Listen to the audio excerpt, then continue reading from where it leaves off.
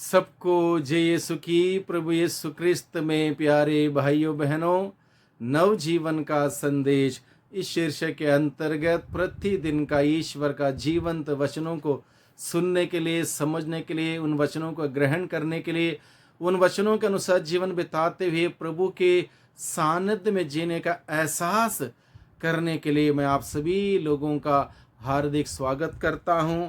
आज जुलाई की 19 तारीख है, शुक्रवार है, और आज का दिन का मुख्य संदेश है। प्रभु कहता है, मैं बलिदान नहीं बल्कि दया चाहता हूँ। यानी कि वो ईश्वर हम सबों से चाहता है कि हम दया दिखाने वाले लोग बने, केवल बलिदान चढ़ाने वाले नहीं। हमें प्रैक्टिकल हमारे जीवन में एक दूसरे के प्रति दया दिखाना, प्रेम दिखाना, तरस खाना, दूसरों की मदद करना, ऐसा जीवन प्रभु चाहते हैं। तो इस शीर्षक को बड़े गहराई से विस्तार से समझने के लिए आज का पहला पाठ पर हम लोग थोड़ा ध्यान दें। आज का पहला पाठ है नबी इसायास का ग्रंथ, अध्याय 38 प्रसंग 1 से 8 का प्रसंग है।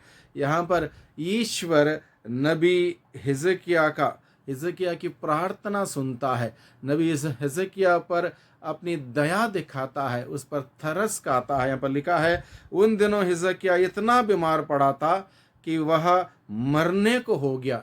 हिजकिया बीमार पड़ा, मरने को हो गया। आमोस के पुत्र नबी इसायास ने उसके यहाँ जाकर कहा, प्रभु यह कहता है, अपने घर बार की समुचित व्यवस्था करो, क्योंकि तुम्हारी मृत्यु होने वाली है। और ये इतना बीमार पड़ गया हिजकिया, और वो मरने को था, और उसको यह सूचना भी दी गई कि तुम्हारी मृत्यु होने वाली, इसलिए अपने घर परिवार की देख रेख करो, इंतजाम करो, तुम अच्छे नहीं हो सकोगे, ये तुम्हारी बीमारी सही नहीं होगी, तुम मरोगे। ये बात उसको बताई गई। हिजकिया ने दीवार की ओर मुंह करते हुए प्रभु से यह प्रार्थना की। हिजकिया दुखी तो था, बीमार था, और जब यह संदेश मिला और वो टूट गया, इसलिए दीवार की ओर अपना मुंह करते हुए उसने अपने दिल की गहराई से वो सच्चे ईश्वर को आवाज दी, उसको पुकारा, और ईश्वर ने उसकी प्रार्थना सुनी। यहाँ पर आगे लिखा है, प्रभु कृपया याद कर कि मैं ईमानदारी और सच्चे हृदय से तेरी सेवा करता रहा, और जो तुझे प्रिय है वही करता रहा। और हिजकिया फूट फूट कर रोने लगा। जब इस प्रकार से प्रार्थना करते हुए, आंसू बहाते हुए हिजकिया फूट फूट कर रोने लगा, दया से द्रवित होने वाला वह ईश्वर दया से पिघल जाता है, द्रवित हो जाता है। और प्रभु की वाणी इसायास को यह कहते हुए सुनाई पड़ी, हिजकिया के पास जाकर कहो, तुम्हारे पूर्वजों का प्रभु ईश्वर यह कहता है, मैंने तुम्हारी प्रार्थना सुनी और तुम्हारे आंसू देखे। देखिए भाइयों बहनों, बहुत बार लोग सोचते हैं और बोलते हैं, ईश्वर हमारी प्रार्थना नहीं सुनता।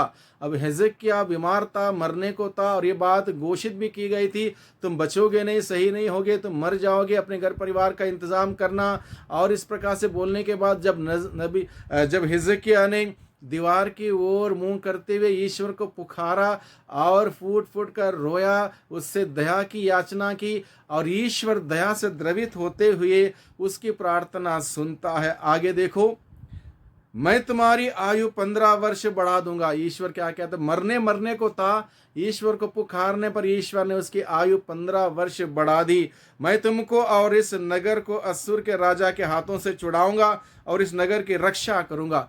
ईश्वर दया से द्रवित होने वाला ईश्वर। बहुत बार हमारे जीवन में बहुत कुछ बुरा होता है, या बुरा होने को होता है, बुरा हो रहा होता है, लेकिन उस वक्त अगर हम प्रभु से दया की याचना करेंगे, प्रभु से प्रार्थना करेंगे, सच्चे दिल से सच्चे ईश्वर को पुकारेंगे, ईश्वर हमारी प्रार्थना सुनता है, हमारे जीवन में आने वाली विपत्ति टालता है, बीमारी से हमें तंदुरुस्ती देता है, हमें सुख प्रदान करता है, दुख दूर करता है। बहुत सुंदर बात आज के इस पहले पाठ के द्वारा आज के दिन में हम सबों को ईश्वर बताता है, इसलिए ताकि हम भी हिजकिया के भांति ईश्वर को पुकारें, फूट फूट कर रोएं, आंसू बहाएं और ईश्वर के साथ अपना रिश्ता संबंध जोड़ें। वह ईश्वर दया से द्रवित होने वाला, वह ईश्वर निश्चित रूप से दया से द्रवित होगा और हम सब उनकी प्रार्थना सुनेगा और हम सबों को आशीष प्रदान करेगा। इसलिए प्रभु की इन बातों को अपने दिल में संजोए रखें। इसलिए प्रभु कहता है, मैं बलिदान नहीं, मैं दया चाहता हूँ। ईश्वर दया दिखाने वाला चाहता है, हम भी दया दिखाने वाले हो, हम दूसरों पर दया करने वाले हो। ये काम करना बहुत ही ज़रूरी है। केवल बलिदान चढ़ाना पर्याप्त नहीं है, वो एक साइड है, लेकिन दूसरी साइड ये है उस बलिदान को जीना, यानी कि दया दिखाना, प्रेम करना, प्रेम जताना, ये बहुत ही ज़रूरी है।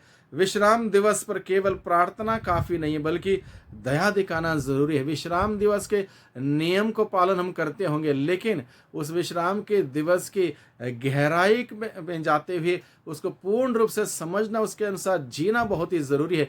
केवल हम आधा घंटे 1 घंटे प्रार्थना में बैठे या प्रार्थना में गए, मिस्सा में गए, उसके बाद हमारा आचरण उसका विपरीत हो, तो उस मिस्सा बलिदान से, उस कार्य से कोई फायदा नहीं। हमारा जीवन में परिवर्तन आने की ज़रूरत है, जीवन में बदलावट आने की ज़रूरत है। प्रभु यही चाहते, इसलिए प्रभु ने कहा, मैं बलिदान नहीं चाहता हूँ जो बलिदान तुम्हारे जीवन को परिवर्तित नहीं करता। मैं ऐसा जीवन चाहता हूँ जो बलिदान तुम्हारे जीवन को परिवर्तित करता है, जिससे तुम दया दिखाने वाले बनते हो। ऐसा बलिदान मैं चाहता हूँ। प्रभु ये कहता है, हमारा प्रभु दया से द्रवित होने वाला ईश्वर है, इसलिए ईश्वर के पास जाएं, प्रभु की बातों को सुने। ईश्वर जो चाहता है हम सबों से, उस कार्य को करने का प्रयास करें, कोशिश करें। इसलिए आज का संदेश बहुत ही सुंदर संदेश है, इसको अपने दिल में, मन में रखें। इस संदेश के अनुरूप जीवन बिताने के लिए प्रभु से शक्ति, सामर्थ्य, कृपा, अनुग्रह मांगे। बहुत बार हम लोग केवल विश्राम दिवस के, साबत के